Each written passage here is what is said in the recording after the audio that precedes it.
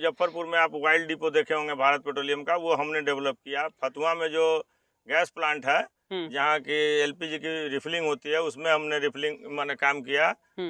बड़े बड़े पंप जैसे पटना में आपने एनआरएल देखा होगा, वो हमने बनाया। पूर्णिया में मल्टी फैसिलिटी देखा होगा, वो बनाया। इस तरह से काफ़ी मतलब बहुत सारे पंप, करीब 50 एक पंप बनाया, 2-4-10 डिपो में काम किया जी। उसके बाद 2017 में हमारे विचार में आया कि कुछ अपने लिए भी करना चाहिए। सर तो इतना अच्छा खासा पैकेज आपका रहा होगा उसमें। हाँ, और उसको छोड़ करके सर फिश फार्मिंग कर लिए। ग्रामीण परिवेश में भी जितने पैकेज पर आप बाहर जाके नौकरी करते हैं, उससे 5 गुना ज्यादा भी कमाया जा सकता है। पहले आप अपना दे दीजिएगा सर। मैं दीपक कुमार, सदैई बुजुर्ग जी सर, विक्रमपुर से अपने तालाब पर से बोल रहा हूं, और आपका अभिनंदन करता हूं विकास जी कि आप हमारे तालाब पर आए हुए। सर आपका ये जो पाउंड फिश फार्मिंग है कितने जगह में है? ये 6 एकड़ अप्रॉक्स में है। 2021 में कोरोना काल से जस्ट पहले जी प्राइम मिनिस्टर संपदा योजना के तहत तालाब हमने खुदाई करा के बिहार सरकार के सहयोग से तालाब हमने ये खुदवाया था 2021 के लास्ट तक। इसमें सर कितने पाउंड है टोटल?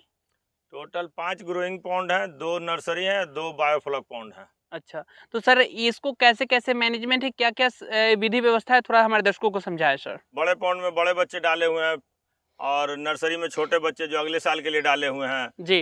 और 2 जो बायोफ्लॉक पॉन्ड है उसमें 10-10 हजार कैटफिश डाला हुआ है, जो कि सेल कर देना होगा, और या फिर उसके रख रखाव की व्यवस्था करनी होगी। और बाकी जो आईएमसी मछली है उसमें ये सब प्रॉब्लम नहीं होता है कि जाड़ा है या गर्मी है, वो 24 माने 12 महीना आराम से किसी भी मौसम में सरवाइव कर सकता है। अच्छा, ये पाउंड फिश फार्मिंग करने का जो है ये ख्याल कब से आया और सर कैसे आया, थोड़ा बताएं हमारे दर्शकों को। इससे पहले क्या करते थे ये थोड़ा सा बताएं।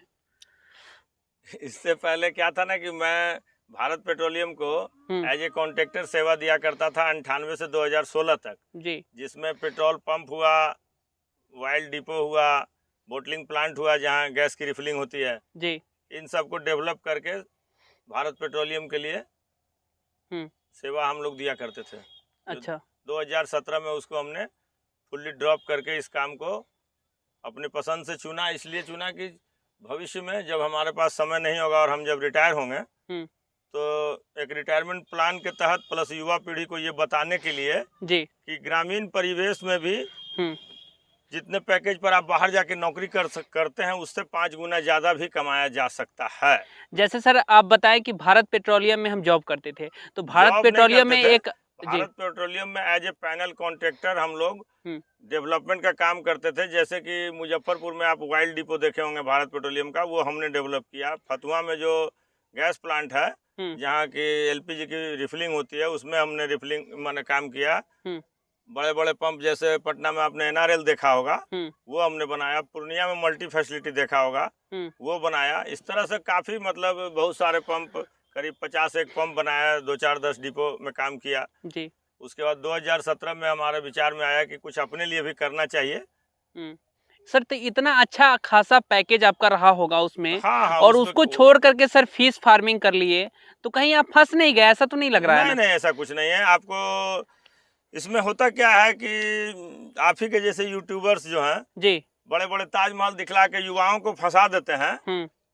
वो युवा जो है देहात से बिलोंग करता है और गरीब किसान का बच्चा होता है, उसके पैकेज मान लीजिए कि अपने पिताजी से वो 1 लाख रुपए लेके किसी चीज को शुरू करता है, अगर उसका पैसा डूब जाता है जी, तो उसको बहुत ज्यादा तकलीफ होती है जी, क्योंकि उसके पास स्किल नहीं होता है, उसके पास सोचने की क्षमता कम होती है। देखा देखी में या यूट्यूब देख के कोई किसी चीज को शुरू जरूर कर देता है जी, लेकिन वो उसको संभाल इसलिए नहीं पाता है कि उसका रिसर्च बिल्कुल जीरो होता है। तो आपके हिसाब से ये कहना चाह रहे हैं कि यूट्यूब देख करके या फिर कहीं से जो है तत्काल जानकारी लेकर के आप शुरुआत नहीं करें, उस पर लंबे समय से रिसर्च करें जी, प्रॉपर उसको समझें जी, और किसी से सीखें जी। पहले छोटे स्तर पर, चाहे वो तालाब हो या बकरी पालन हो या मुर्गी पालन हो, पहले छोटे स्तर पर उसको सीखें और तब बड़े स्तर पर करें, और या फिर उस पर 1-2 साल का अपना रिसर्च करें और उसके बाद मैदान में उतरें, तो उससे होगा कि आपकी पूंजी डूबेगी नहीं, क्योंकि इसमें इंफ्रास्ट्रक्चर कॉस्ट काफी ज्यादा होता है। अगर वो आप डेवलप कर लिए तो पैसा कमाना कोई बड़ी चीज नहीं है जी। बच्चे जो 5-10 लाख रुपए का पैकेज में दिल्ली और अब्रॉड जाके काम करते हैं जी, उतना आप इत्मीनान से 2-3-4 एकड़ में आप 50 लाख रुपए तक सालाना कमा सकते हैं, लेकिन उसमें भी एक शर्त है कि इंफ्रास्ट्रक्चर और मैनेजमेंट प्रॉपर होना चाहिए। आप केवल तालाब खुदवा लीजिएगा तो पैसा नहीं आ सकता है जी। तालाब खुदवाने के बाद मछलियां डाल ली तो भी पैसा नहीं आएगा। फीडिंग कॉस्ट अगर पर तालाब 5 लाख रुपया होता है तो वो अगर आपके पास नहीं है तो आप फुल्ली फेल्योर हो जाएंगे। ये जो तालाब है सारे का साइज बराबर है या फिर अलग अलग है? नहीं, कोई जैसे 3 है जो 1 एकड़ से प्लस में है, 2 जो है, अब बाकी 3 जो है वो अप्रोक्स 1 एकड़ में है। तो कितने इसमें टोटल में कितने आप सीड्स डाले हैं अभी तक? जैसे कि बड़े वाले जो तालाब है इसमें करीब 15 से 20 हजार मैंने सीड हैं IMC के, रेहू कतला के। और जो आपने कैटफिश वाला जो 2 पाउंड देखा जो बायोफ्लॉक्स का, उसमें 10 हजार मतलब एवरी पाउंड है। बायोफ्लॉक्स सर पाउंड फिश फार्मिंग में भी आप तब्दील कर दिए हुए हैं? नहीं, वो सरकार की योजना है। हाँ, एक हुआ टैंक ऊपर जमीन के ऊपर बनता है जी, तो उसकी एक कैपेसिटी है कि वो 1000 kg के लिए होता है पर पाउंड जी। ये 10 टन के लिए है। 10 टन के लिए। तो सर कितना, जैसे अगर प्रोडक्शन की बात की जाए तो कितना निकलेगा एक बार में जब आप निकालेंगे, और कितने दिनों के बाद निकालेंगे, थोड़ा सा बताएं सर। जैसे उसको है कि पर पाउंड उसमें 10 टन जो है सो ये catfish 10 ton every 6 month, approx 6 month 10 ton के करीब उसका उत्पादन होगा। 10 टन। लेकिन उसमें क्या है कि 10 टन को पालने के लिए 15 टन भोजन आपको देना होगा। 15 टन भोजन का 7.5 लाख रुपए पर पाउंड हुआ। 2 पाउंड हुआ तो 15 लाख रुपया होना चाहिए आपके पास। अच्छा। अन्यथा इसमें ना घुसे। तो सर ये बताइए, जैसे 7.5 लाख रुपए इन्वेस्टमेंट की बात तो आप कह दिए, जब पाउंड खुदवा लेंगे, जब वो 7.5 लाख रुपए का जो उसमें दाना वगैरह दे देंगे तो वो अच्छी खासी मछलियां जो है तैयार हो जाएंगी। उसके बाद सर सेल करेंगे तो वो कितने का होगा? जैसे कि आपको तो पता चल ही गया कि 7.5 टन भोजन वो किया जी, और मान लीजिए कि 1 लाख का बीज है। हाँ, ठीक है, तो टोटल कॉस्ट 8.5 लाख रुपए हो गया। 8.5 लाख रुपया हो गया। अच्छा, इसके अलावा भी और कोई खर्च है? नहीं, कोई और खर्च नहीं है, वो उसमें अप्रोक्स इनबिल्ट है जो भी मतलब आपको बताएं जी।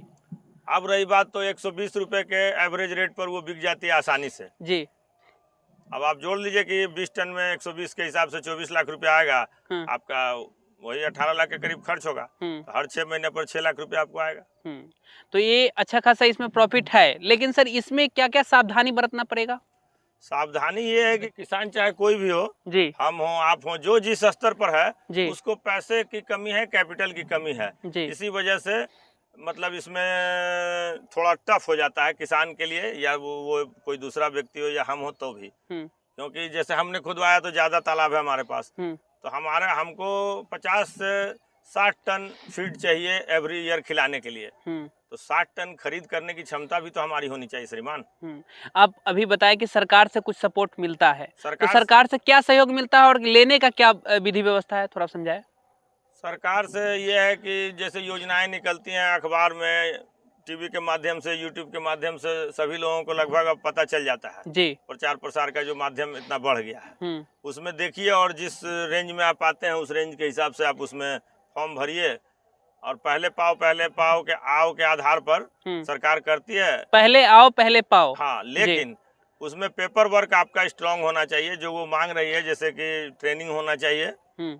उसके बाद किसी योजना में पेमेंट की भी जरूरत पड़ती है, वो खास करके पशुपालन वाले योजना में जी। फिशरी के योजनाओं में पेमेंट की जरूरत नहीं होती है। तालाब अगर आप खुदवाइएगा तो पहले पैसा आपको अपना लगाना होगा, तब डिपार्टमेंट फिर आपको वो पेमेंट कर देगी, जो सब्सिडी होगा वो मिलेगा। हाँ, अच्छा सर, एक तालाब खुदवाने पे कितना सब्सिडी है?